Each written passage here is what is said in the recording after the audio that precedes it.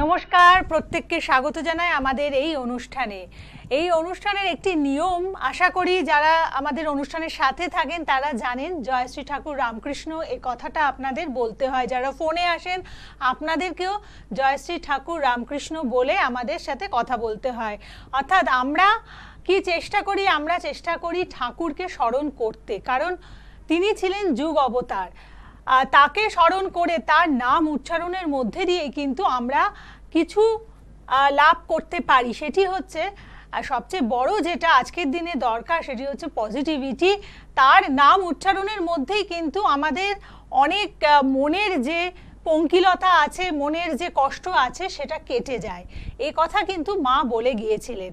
এবং এই যে আমরা সবসময় বলি না, আমাদের দুঃখ হচ্ছে, আমাদের কষ্ট হচ্ছে, আমরা ভালো নেই, এই প্রসঙ্গে ঠাকুর শ্রী শ্রী রামকৃষ্ণ পরমহংস দেব, আমাদের প্রেমের ঠাকুর, একবার তার একজন শিষ্যকে বলেছিলেন, মানে তিনি এসে যখন ঠাকুরের কাছে বলছেন যে ঠাকুর আমার খুব দুঃখ, আমার কোনো কাজ হয় না, তখন ঠাকুর তাকে বললেন যে দেখো, সুখের থেকে দুঃখ বড়, প্রবৃত্তির থেকে নিবৃত্তি বড়। কারণ যখন আমাদের দুঃখ থাকে তখনই কিন্তু আমরা ঈশ্বরকে স্মরণ করি, যখন আমাদের খারাপ সময় যায় তখনই আমরা সেই মহাশক্তির শরণাপন্ন হই।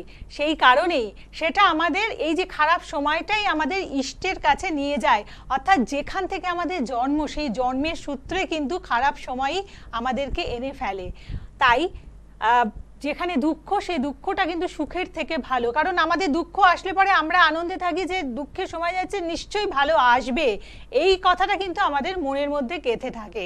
ঠিক একইভাবে ঠাকুরের এক শিষ্যা একবার ঠাকুরকে এসে বললেন যে ঠাকুর আমার তো কেউ নেই, আমার এই জন্য মানে বাড়িতে সারা দিন একা একা থাকি, আমার খুব মন খারাপ লাগে। তখন ঠাকুর তার শিষ্যার এই কথা শুনে নাচতে শুরু করলেন, আর নেচে নেচে বললেন, ভালো তো, তোর কেউ নেই, তোর তো ঠাকুর আছে, তোর জন্য গৌর নিতাই রয়েছে। তাই আপনি যদি মনে করেন আপনি একেবারে একা রয়েছেন, একেবারে মানে সে কথাটা কিন্তু একেবারে পুরোটাই ভুল। কারণ আপনি কখনোই একা নন। যিনি আপনাকে পৃথিবীতে এনেছেন, সেই সর্বশক্তিমান, তিনি কিন্তু সব সময় রয়েছেন আপনার সাথে। আর সে কথাই কিন্তু আচার্য অধ্যাপক জয়দেব শাস্ত্রী আমাদেরকে স্মরণ করিয়ে দেন, তার সেই নাম জয়শ্রী ঠাকুর রামকৃষ্ণ উচ্চারণের মাধ্যমে।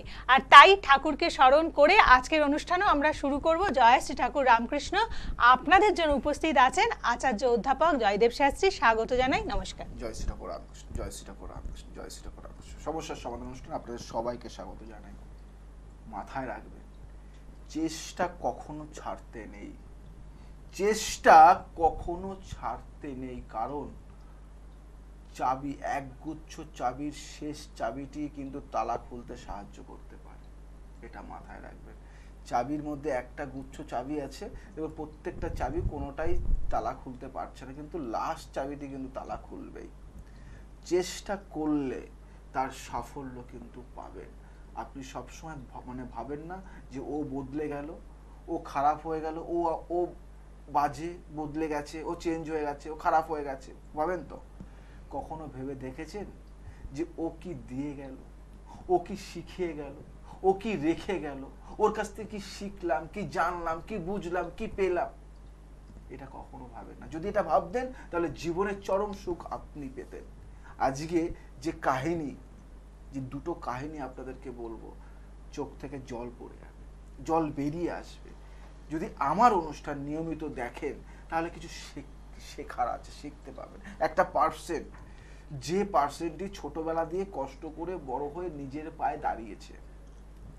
আপনি ভাবেন যে সবাই তো নিজের পায়ে দাঁড়ায়, রে ভাই আজকে তুমি কি নতুন বলছো? হ্যাঁ, নিজের পায়ে দাঁড়ানো মানে নিজে স্ট্রাগল করে সে বড় হয়েছে, বিভিন্ন কষ্ট করেছে, সে খেটে সে বড় হয়েছে এবং তাকে 10টা লোক চেনে জানে, এবং সেই 10টা লোক তাকে যখন চেনে জানে এবং সে আর্থিক দিক থেকে, সমস্ত দিক থেকে, নাম ডাক যশকারের দিক থেকে সাফল্যের শীর্ষ, এবং সেই ব্যক্তি একটা সময় বিয়ে করে কাউকে, সে বিয়ে করার সময় বিয়ে করে এবং সেই বিয়ে করার পরে তার সাথে সুখে সংসার করতে একটা সময় সম্পর্ক তার সাথে ভেঙে যায়।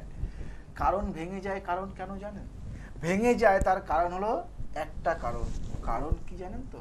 কারণ এখানে হলো সেই যে স্ত্রী আছে সে সাকসেস নয়, সে তার মধ্যে একটা ইগো কাজ করছে যে আমি তো আমার নাম ডাক যশ খ্যাতি নেই, আমার স্বামীর আছে, তো আমার কি, হু অ্যাম আই, আমি কে, আমার স্বামী বড়, তো আমি কি। এই যে ইগো, নেগেটিভ ভাইব্রেশন, এই নেগেটিভ ভাইব্রেশন একজন বড় ডক্টর যে পার্সন এবং তার যে মানুষটি রয়েছে, সে হয়তো সামান্য একজন নার্স বা কিছু, সে কিন্তু কষ্টে থাকে, কেন ও ডক্টর, আমি নার্স, তো ও বড়, আমি ছোট, তাহলে আমি সাকসেস, আমি আরো পড়াশোনা করবো, আরো বড় হব। একদম এই খিদে থাকাটা ভালো, বড় হওয়ার খিদে থাকা ভালো, কিন্তু বড় হওয়ার খিদে আপনি যখন বাড়িয়ে দেবেন তখন আপনার সংসারের ব্যালেন্সটা কিন্তু কমে যাচ্ছে, আপনি পারছেন না, এবং সেখান থেকে অশান্তির সৃষ্টি, এবং আপনাকে একটা না একটা ছাড়তে হচ্ছে। তখন আপনি সংসার ছেড়ে দিয়ে আপনি না পারছেন আপনার লক্ষ্যে পৌঁছতে, আপনি না পারছেন আপনার সংসার ঠিক করতে, এখানে অশান্তির সৃষ্টি। এখানে কেতু শুক্র রাহু নেগেটিভ ও ভাইব্রেশন রয়েছে। গ্রহ কোথা থেকে অ্যাটাক করে, গ্রহ নেগেটিভ ভাইব্রেশন কোথায়, শুক্র নেগেটিভ ভাইব্রেশন, আপনার কোথাও একটা নেগেটিভ ভাইব্রেশন রয়েছে, যেখানে আপনি সবসময় থট, আপনার সেক্সুয়াল বাজে নেগেটিভ চিন্তা ভাবনা থাকে, কিন্তু আপনার স্বামীর নেগেটিভ চিন্তা ভাবনা না, সে কিন্তু পজিটিভ, তার কিন্তু ভাইব্রেশনটা অনেক, এবং সেখান থেকে কোথাও একটা যা কিছুর মধ্যে আপনি একটা বাজে নেগেটিভ খুঁজছেন, যে আপনার স্বামী কোথাও অন্য কোনো মহিলার সাথে জড়িয়ে নেই, তো আপনার হাজবেন্ড যে সে মনে হয় অন্য পর নারীর মধ্যে আসক্ত নয়, তো সেখান থেকে অশান্তি, সন্দেহ থেকে সমস্যা থেকে অশান্তি, অশান্তি থেকে ছাড়াছাড়ি থেকে ডিভোর্স পর্যন্ত হয়ে যাচ্ছে। এবং একটা সময় দুজন যখন আলাদা হয়ে যায়, এক সময় সেই মেয়েটি ভাবে আমি ভুল করলাম, আমি ছেড়ে দিলাম, আমার স্বামী ভালো ছিল, এখন আমি যার কাছে আছি সে তো ভালো নয়, সে তো আমাকে সবসময় ডমিনেট করে, আমার আগের কথা মনে করে দেয়, আমাকে মারে বকে, এবং সে তার কাছে আমি এত সুন্দর সংসার করছি, আমি আগে আমার স্বামীকে যা দিতে পারিনি, এখন আমি আমার স্বামীকে সব দিচ্ছি, আমার 100% দিয়েও তার কাছ থেকে ফিডব্যাক নিট ফল 0। তখন সে কাঁদতে থাকে এবং সে সুইসাইড করতে যায়, এবং কোনো না কোনো ভাবে সে তখন আমার কাছে চলে আসে। তখন আমি তার পুরো কাহিনী, তার হিস্ট্রি, সমস্ত কিছু নিয়ে, কাহিনী, হিস্ট্রি, ইতিহাস, জিওগ্রাফি সমস্ত কিছু নিয়ে তাকে যখন আমি অ্যানালাইজ করে বা সমস্ত কিছু করে আমি দেখলাম যে মেয়েটিকে নেগেটিভ ভাইব্রেশনে ফেলেছে ওর ফ্যামিলি, ওর মা, কারণ ওর মাও ছিল কারো না কারো সম্পর্কে জড়িত ছিল, এক সময় সেই সম্পর্ক ভেঙে অন্য কারোর সাথে বিয়ে করে এখন তার মা হ্যাপি নয়, এখন সেই মেয়েটির তার কানে প্রবচনা দিয়ে দিয়ে দিয়ে দিয়ে দিয়ে দিয়ে এমন একটা জায়গায় ফেলেছে যে মেয়েটি তার ব্যথা বেদনা, তার কষ্ট, তার দুঃখ কাকে দিয়েছে, তার আগের হাজবেন্ডকে দিয়েছে, এবং সেই হাজবেন্ড কিছুদিন কষ্ট পাওয়ার পরে সেও তার লাইফে সেটেল, কেন সে তো সেটেল, তার গ্রহ দিক থেকে ঠিক আছে, সে কিছু নেগেটিভ ভাইব্রেশনের জন্য একটা বাজে জায়গায় জড়িয়ে গেছিল, কিন্তু সেই হাজবেন্ড আজ হ্যাপি খুশি লাইফ লিড করছে, এবং তার সন্তান হয়েছে, এবং সে ভালো আছে, এবং তারা একদম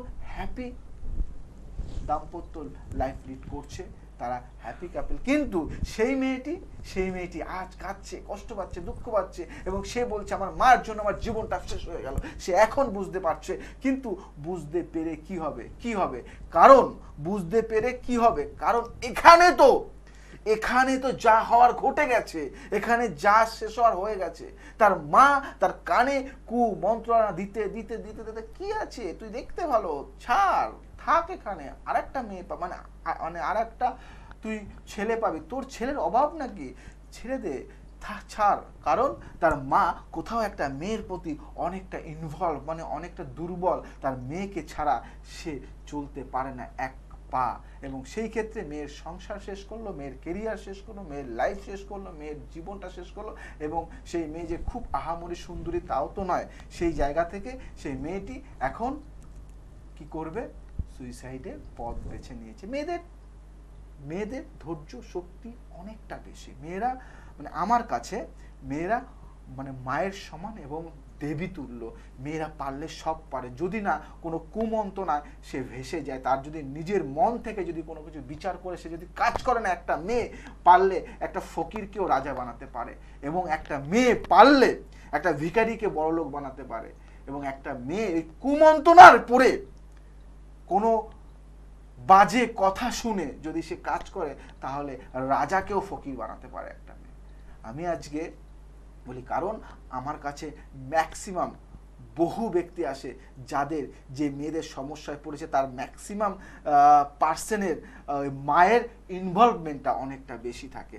মা তার কানের মধ্যে এমন কুমন্দ, এই তুই এটা করিস না, এই তুই এটা করবি, তুই এটা করবি, তুই এটা করবি। এখানে গ্রহের নেগেটিভ। এটা কোন গ্রহের জন্য হচ্ছে, কেন হচ্ছে, কিসের জন্য হচ্ছে, আমি আপনাদেরকে বলবো, যাতে আপনারাও সচেতন থাকতে পারেন এবং জয়দেব শাস্ত্রী এই অনুষ্ঠান থেকে শিক্ষা পেতে পারেন যে না, আমি একটা মেয়ে, আমি আমার মায়ের সঠিক যুক্তিটা শুনবো, আমার হাজবেন্ডকে দেখবো, আমার হাজবেন্ড ভালো না মন্দ খারাপ, আমি তার সাথে সংসার করি, আমি জানি সে কি। কি আছে আমাদের সাথে? বলুন, কে আছেন? নমস্কার। নমস্কার। নমস্কার, বলুন। আমি মোনালিসা বলছি, মোনালিসা রয়চৌধুরী। বলুন, একটু জোরে বলুন, একটু জোরে বলুন। হ্যাঁ, আমি চৌধুরী বলছি। হ্যাঁ বলুন, থেকে। বলুন। হ্যাঁ, আমার সমস্যাটা হচ্ছে স্যার, মানে আমার হাজবেন্ডের সাথে আমার সম্পর্কটা এখন ঠিকঠাক নেই। ঠিকঠাক নেই বলতে মানে আমার হাজবেন্ড চাকরি সূত্রে ও বাইরে থাকে, জয়পুরে থাকে, স্যার ও জয়পুরে থাকে। তো আগে যেটা হতো, আর আমার চাকরি সূত্রে আমি কলকাতায় থাকি, আমি ওখানে গিয়ে থাকতে পারি না, সেও এখানে থাকতে পারে না। কিন্তু আমাদের মধ্যে যেটা ছিল যে অন্তত বছরে একবার কি দুবার কেউ কেউ কারোর কাছে যেতাম, আমি হয়তো যেতাম বা সে আসতো। কিন্তু এখন ইদানিং এই মানে 1 বছর ধরে আমি তো গেছি, কিন্তু সে একবারও আসেনি এবং সে টাইম পাইনি বা সময় বার করতে পারি এমনটা নয়। সে কিন্তু সবই টাইম পেয়েছে। সে বরঞ্চ যখন টাইম পেয়েছে সে নিজে বাইরে ট্যুর করতে গেছে, কিন্তু একবারও আমাকে সেটা কি বলবো জানানোর প্রয়োজন মনে করেনি।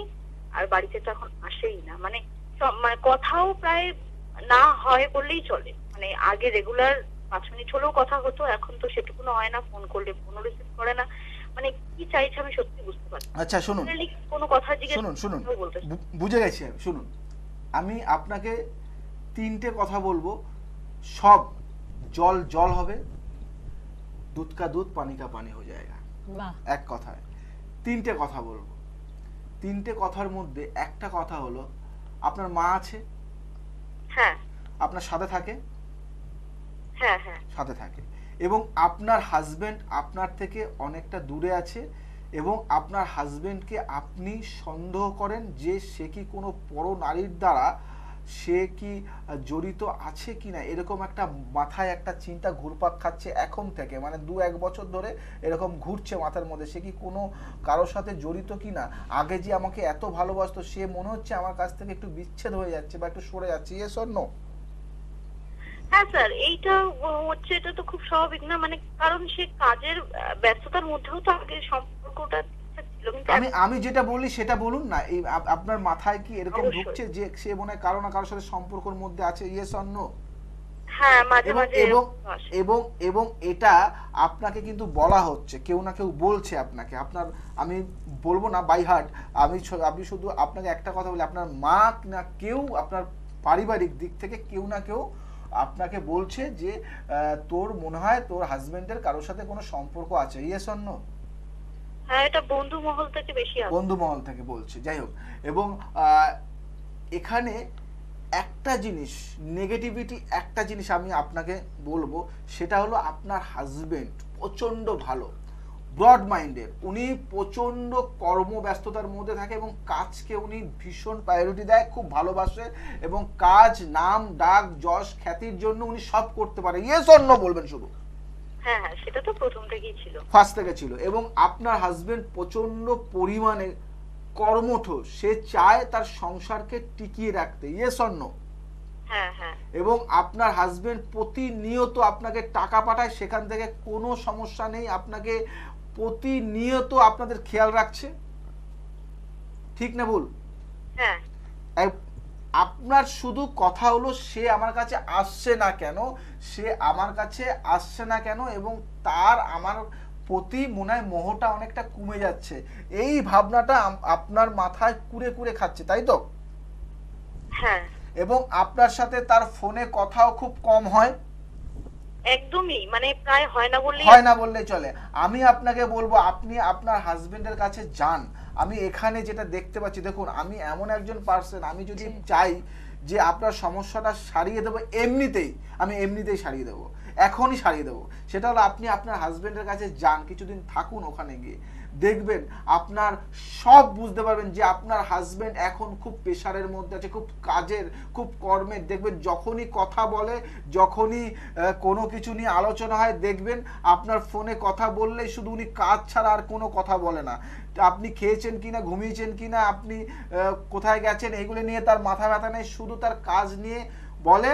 আর আপনার জাস্ট দু একটা খোঁজ খবর নেয়, কিন্তু কাজের কথাটা আপনার সাথে 10 মিনিট কথা বললে 5 মিনিটই কিন্তু কাজের কথা বলে, ঠিক না ভুল? হ্যাঁ হ্যাঁ হ্যাঁ। তাহলে বলুন সেই হাজবেন্ডকে আপনি খারাপ বলতে পারেন? আপনার যে ঠিকঠাক রাখছে সমস্ত দিক থেকে, আমি বলবো আপনার হাজবেন্ডের কোনো সমস্যা নেই বা কোনো মানে কারোর সাথে কোনো সম্পর্ক নেই। শুধু একটা জিনিস, আপনাদের দুজনের মধ্যে কেউ আছে একজন, আমি আপনাকে একটা কথা বলবো, রাগ করবেন না, এটা অন মিডিয়ায় বলাটা আমার শোভা পায় না, তাও আমি বলবো, আপনার হাজবেন্ডের মধ্যে আর আপনার মধ্যে কোনো একজন ব্যক্তি আছে যে দাঁড়ার করে রয়েছে, এবং সেটা একটা ছেলে বন্ধু, এবং সে আপনার সাথে গল্প করে এবং অনেকক্ষণ ধরে আপনি তার সাথে কথা বলেন, এবং সে আপনার হাজবেন্ড আর আপনার মধ্যে কেউ একজন আছে, কোনো নেগেটিভ থার্ড পার্সন, যে আপনাকে প্রচণ্ড পরিমাণে ভালোবাসে, এবং সেই ছেলেটি দিনের পর দিন দিনের পর দিন দিনের পর দিন আপনাকে কিন্তু বলছে যে কোথাও না কোথাও একটা তোমার হাজবেন্ডের সাথে কারোর সাথে সম্পর্ক আছে, তুমি ওখান থেকে বেরিয়ে আসো, এবং তোমার থেকে তোমাকে এতটাই ভালোবাসে সেই ছেলেটি, জানো তুমি মানে দোনো মনের মধ্যে আছো, কি করব, আমার হাজবেন্ডের সাথে থাকবো না আমি এই ছেলেটার সাথে শিফট করব, এরকম একটা ভাবনা চিন্তা আসে। এটা আমার বলা উচিত নয়, তবুও তুমি যদি সত্যি তোমার মধ্যে এরকম কিছু থাকে, তুমি আমাকে বলবে ইয়েস অর নো, আর কিছু বলতে হবে না, ঠিক না ভুল? আমি হ্যাঁ মানে হ্যাঁ ঠিকই বলেছেন। সেই ব্যক্তিটা মানে আমার হাজবেন্ড এবং আমার দুজনেরই কমন ফ্রেন্ড। আচ্ছা, মানে আপনার দেখুন মনের কথাটাও বলে দিলেন। মানে আমি কখন আমাদের লাভ ম্যারেজে বিয়ে, এবং আমি আমার হাজবেন্ডকে যথেষ্ট ভালোবাসি, আমি চাই না এই সম্পর্কটা। হ্যাঁ, তাহলে এটা বলো, আসল কথায় আসো।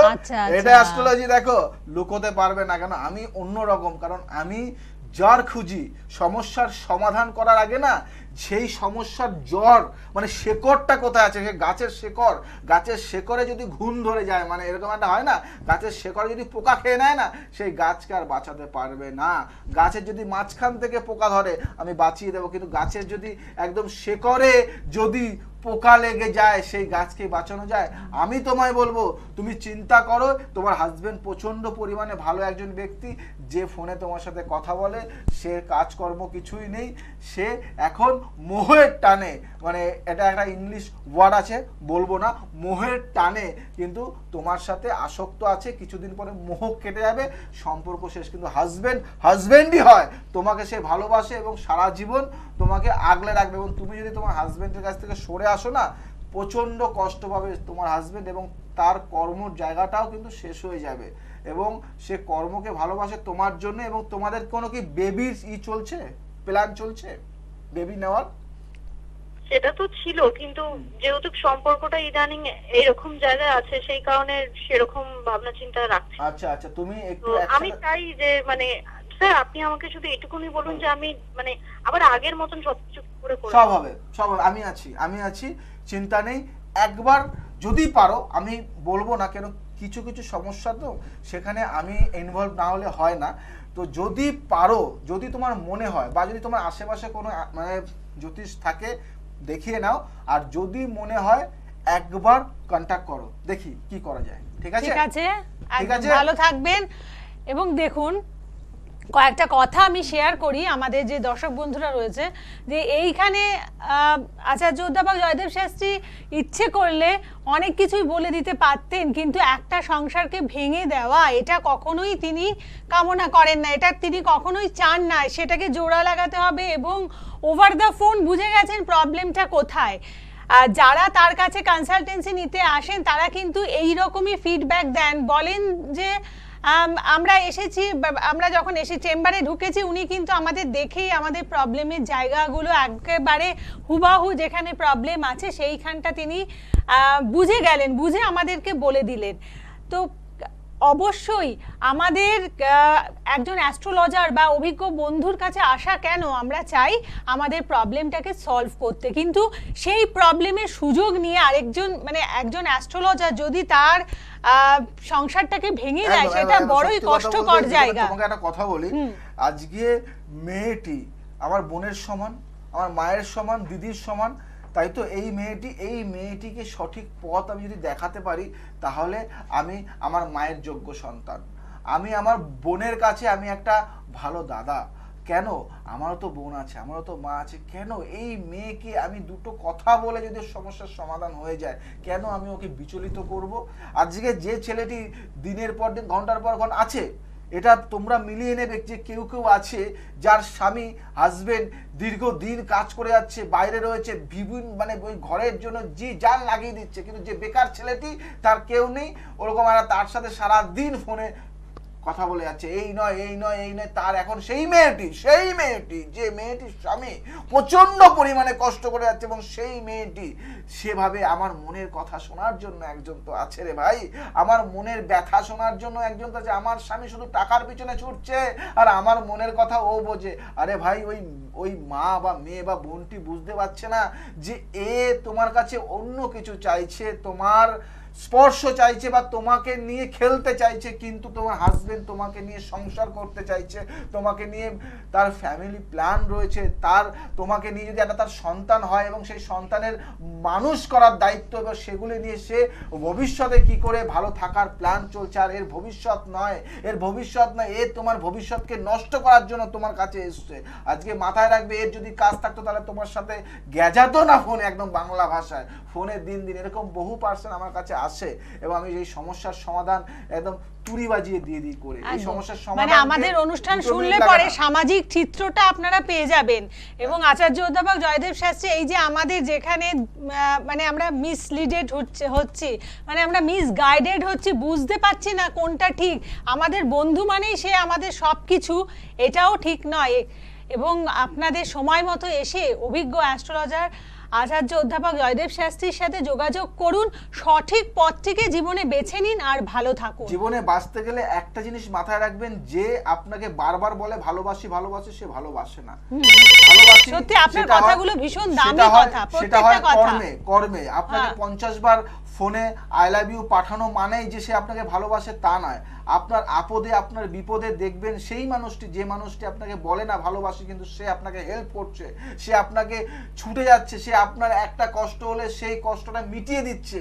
কিন্তু বারংবার ওই জন্মদিনে উইশ করা, যে মানে হ্যাপি বার্থডে বলছে, এবং আপনার মানে কি বলবো, আপনার যখন অ্যানিভার্সারি হচ্ছে তখন আপনার হাজবেন্ড হয়তো ব্যস্ত রয়েছে, সে হয়তো পারেনি, সে হয়তো কোনো কারণে হয়নি, কিন্তু যে ছেলেটি আপনার বয়ফ্রেন্ড সে হয়তো আপনাকে একটা মেসেজ করে দিল ঠিক ডট 12টার সময়, কারণ সে বসে রয়েছে, জানে আপনার উইক পয়েন্টগুলি, কারণ আপনি তার সাথে গল্প করেছেন, তাকে আপনি আপনার হাজবেন্ডের কথা বলেছেন, এবং সেই থেকেই দূরত্ব সৃষ্টি হয়। এগুলি হলো সমস্যা থেকে নেগেটিভ ভাইব্রেশন, এবং এই ভাইব্রেশনগুলিকে কাটাতে হবে, আপনাকে বাঁচতে হবে, আপনাকে জানতে হবে সঠিক উপায়টা কি, এবং সেই কারণে আমি রয়েছি যে আপনার কোথায় কি রয়েছে সেই সমস্যাগুলি বিচার করে আমি এই নেগেটিভগুলিকে, এই থার্ড পার্সনগুলিকে আমি সরিয়ে দিই, এবং যাতে আপনার কাছে আসতে না পারে, এবং আপনার হাজবেন্ডের সাথে আপনার সাথে একদম ঠিক। আমি যদি মনে করি যে আপনার হাজবেন্ড আপনার সাথে সুসম্পর্ক রাখছে না, ভালো না, নেগেটিভ খারাপ হতে পারে, আমি বলবো যে না, এখানে আপনার নেগেটিভ আছে, আপনি এটা করতে পারেন, এবং সেটা বিচার্য বিষয়, সেটা ধুম করে বললাম একটা লাইফের সমস্যা।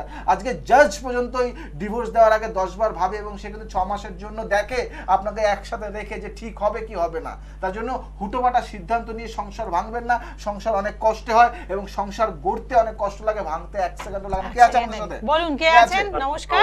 নমস্কার স্যার। নমস্কার। জয় শ্রী রামকৃষ্ণ। বলো। আমি বিকাশ হালদার বলছিলাম। বলো। আচ্ছা বলুন।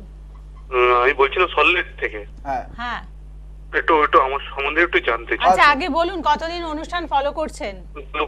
বহুদিন ধরে ফলো করি, প্রায় 6-7 বছর হয়ে গেছে। মানে আমি অ্যাকচুয়ালি আমার মানে জ্যাঠার ছেলে, তার জন্য দাদার কাছে গিয়েছিল, আমিও দাদার কাছে মানে খুবই ভালো লাগে। তারপর অনুষ্ঠান ফলো করি দাদার সাথে, মানে অনেক আগেও একবার কথা হয়েছে, তারপরে আমি একটু ব্যস্ততার মধ্যে আর এখন আর কথা হয়ে ওঠেনি। এখন একটু সমস্যায় পড়ে গেছি আবার। অনুষ্ঠান ভালো লাগে না আমাকে মানে লাগে, মানে ভালো লাগে কোনটা? খুব ভালো লাগে দুটোই ভালো লাগে। তোমাকে একটা কথা বলবো, তোমার এখন লাভ সমস্যা রয়েছে, প্রেমের জায়গা থেকে সমস্যা রয়েছে, বহুদিন ধরে ভালোবাসো সেখানে আঘাত পাচ্ছ, এবং বিয়ের জায়গাটা নিয়ে প্রচন্ড সমস্যা, বিয়ে হচ্ছে না, এরকম একটা ব্যাপার, মানে সম্পর্ক মানে স্টেবল থাকছে না, সম্পর্ক আজ সম্পর্কের মধ্যে জুড়ছো, কোনো না কোনো কারণে ভেঙে যাচ্ছে, এবং তোমার ঠিক না ভুল? একদম একদম তোমার মনে হচ্ছে যে কেউ না কেউ এই সম্পর্কে কাঠি করছে, কেউ না কেউ এই সম্পর্কে কান ভাঙাচ্ছে, কেউ না কেউ এই সম্পর্কে ভাঙানোর চেষ্টা করছে। Yes or no? Yes. এবং আর একটা কথা বলো, তোমাদের এই সম্পর্কটা স্টেবল হবে না, কারণ তুমি প্রচন্ড পরিমাণে ভালোবাসার মধ্যে প্রচন্ড গভীরভাবে তুমি ঢুকে গেছো, এবং তুমি যাকে ভালোবাসো, জীবনের সব থেকে বেশি ভালোবাসো, সেখান থেকে আঘাত পাও, ঠিক না ভুল বললাম? একদম স্যার, মানে জিনিসটা নিয়েই পড়ে আজকে মানে আপনার কাছে আমি অনবন্য হয়েছি। আমার সেই জেঠুর ছেলে আমাকে বললো, দাদা দেখ আমার লাইফটাকে ইয়ে করেছে, তুই একবার গিয়ে দেখ। একটা কথা বলবো, সময় নেই, সময়ের সাথে সাথে আমাদের চলতে হয়। হ্যাঁ, আসো দেখছি কি করা যায়, ঠিক আছে? এত বড় একটা যখন আপনার আস্থার জায়গা তৈরি হয়ে গেল, আপনি অবশ্যই দেখা করুন, এবং আপনারা প্রত্যেকে দেখা করুন, বুকিং নাম্বার যেগুলো রয়েছে। আমি তোমাদের লাস্ট একটা কথা বলি, সময় নেই, সম্পর্ক আমি ভাঙতে দেব না, সঠিক সম্পর্ক সঠিকভাবেই জুড়বো, সম্পর্ক ভাঙতে দেব না। কেন? আমি এটা আজকে থেকে নয়, আমি দীর্ঘদিন ধরে কোনো রিলেশনকে আমি ভাঙতে দিই না, কারণ এটা নেগেটিভিটি।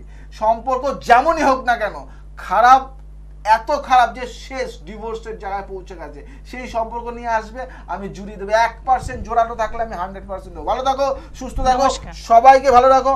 আজ আসি, আবার আসবো নতুন কিছু নিয়ে। আজকে যারা আমার অনুষ্ঠানটি দেখছো তারা YouTube channel astrologer Joydev Shastri বা 51 কালীবাড়ি ফলো করবে। জয় শ্রী রামকৃষ্ণ। ভালো থাকো, জয় শ্রী রামকৃষ্ণ। এই শিব চতুর্দশীর দিনে তিনি রুদ্রাক্ষ দিচ্ছেন। রুদ্রাক্ষ মানে আপনারা জানেন অত্যন্ত মঙ্গলদায়ক একটি পদার্থ বা একটি দ্রব্য, যেটা আমরা সাথে রাখলে আমাদের শারীরিক এবং মানসিক দুদিক থেকেও কিন্তু আমরা ভালো থাকতে পারি, উন্নত থাকতে পারি। তো আজকে আপনি বলুন, মানে আজকে কি পেলেন? আজকে দাদা আমাকে রুদ্রাক্ষ দিলেন, আমি ফের খুব খুশি হলাম। আমি আমার স্ত্রী পুত্র সবাইকে এনেছি এখানে। তা আমি এসেছিলাম আগে, আমি বাড়িতে গল্প করেছিলাম যে এমন একটা জায়গায় আজকে নিয়ে যাব যেখানে গেলে অত্যন্ত আনন্দ পাবে এবং একটা কিছু পাবে। তা সেই হিসাবে আমার স্ত্রী ছেলে সবাই এসেছে, ওরাও খুব আনন্দ পেয়েছে এবং ওরা আছে আমার পাশে বসে। আচ্ছা, আপনি 1 জানুয়ারি যেটা পেয়েছিলেন উপহার, সেটাকে আপনি কোনো কাজে লেগেছে? হ্যাঁ, অবশ্যই আমি আমার ছেলেদের দিয়েছি, আমার কাছেও আছে, স্ত্রীও রেখেছেন। তা আমি একটা মিরাকেল চেঞ্জ হয়েছে আমার লাইফে, সেটা দাদার সাথে গল্প করেছি। আমি আসার পরে একটা পজিটিভ এনার্জি পেয়েছি এবং আমার লাইফে অনেক কিছু মিরাকেল ঘটনা ডে বাই ডে ঘটছে। আমি কৃতজ্ঞ দাদার কাছে, এবং 51 কালীবাড়ির উত্তরোত্তর শ্রীবৃদ্ধি হোক, এবং প্রতিদিন আমি ওনার প্রোগ্রাম দেখি, খুব ভালো লাগে। এবং আমি বলবো যে যারা খুব ডিপ্রেসড আছে, যারা হতাশাগ্রস্ত এবং যারা দিশাহারা, তাদেরকে অন্তত একবারই 51 কালীবাড়িতে আসার জন্য আমি আবেদন করব, তাদেরও লাইফে মিরাকেল চেঞ্জ হবে, এটুকু আমি আশা রাখি। আচ্ছা, আপনি কোথায় রয়েছে, কি প্রফেশন? আমি গভর্নমেন্ট সার্ভিস করি। আমি এটা টিভি দেখেছিলাম। আমি সত্যি কথা বলতে কি, আপনার প্রবলেমটা কোথায়? আমার প্রবলেম ছিল যে সাংসারিক প্রবলেম বলবো না, মানে একটা হয়তো ধরুন যা উপার্জন করছি আমি ঠিক সেভিংস করতে পারছি না, বা লাইফে নানান ধরনের অবচেতনভাবে অনেক কিছু চলে আসছিল ঘটনা, যেগুলো আমার সমস্যা তৈরি করছিল। তা সেগুলোর জন্য আমি অ্যাস্ট্রোলজি অনেকে দেখতাম টিভিতে, কিন্তু অনেকেই দেখেছি, কিন্তু আমি কাউকে মন থেকে মেনে নিতে পারিনি। দাদাকে মেনেছিলাম এই কারণেই, উনি খুব পজিটিভ মাইন্ডে কথা বলেন এবং অত্যন্ত ওপেন মাইন্ডেড। তখন মনে হয়েছিল ইনি হচ্ছেন আদর্শ ব্যক্তি, নির্লোভ, সেই হিসাবে আমি ওনার কাছে এসেছিলাম। এবং আমি এসে কি দেখি, এখানকার একটা সুন্দর পরিবেশ, হ্যাঁ, যে একটা মানুষকে একাত্ম করে নেওয়া এবং প্রতিটা মানুষের মধ্যে একটা সৌহার্দ্যময় একটা যে পরিবেশ, খুব ভালো লেগেছে এবং আমি আপ্লুত।